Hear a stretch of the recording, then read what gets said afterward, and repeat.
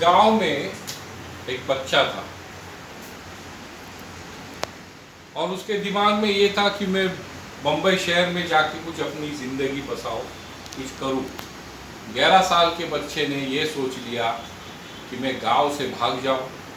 बम्बई में आओ, बम्बई में सेटल्ड हो जाओ और अपने आप कुछ करने की कोशिश करें। 11 साल के बच्चे को इतनी उम्मीद नहीं थी ज़िंदगी की, लेकिन जब वो बम्बई में आ गया तो ऐसे कोई दोस्त मिले जिनके साथ वो शराब पीना सीख लिया, सिगरेट स्मोक करना सीख लिया और जितने भी गंदे चीज़ें थे, ये गंदी चीज़ों में रहना, खाना पीना और वहाँ पे रहना शुरू कर दिया। 10 साल जब निकल गए और 21 साल का हुआ, तब मुझे एहसास हो गया कि मैं जो कर रहा हूँ, जिस वजह से मैंने गांव छोड़ के आया हूँ, ये मैं सही नहीं कर रहा हूँ।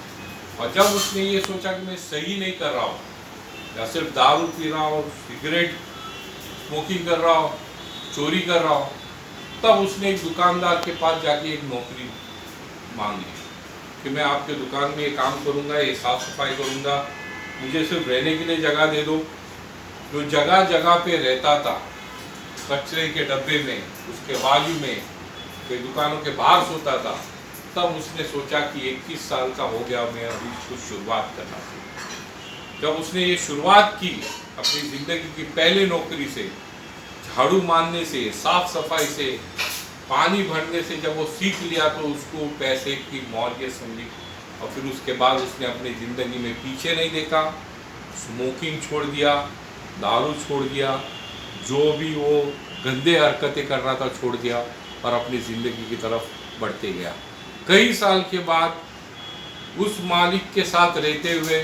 वो ये भी सीख लिया उसने कि किस तरह से वो व्यवहार करता है लोगों के साथ, किस तरह से वो अपनी चीज़ें बेचता है, किस तरह से वो खरीद के लाई हुई चीज़ों का प्राइस करता है। वो करते करते वो एक दिन उसी मार्केट में जाके वो चीज़ों का दाम बनाने लगा, सीखने लगा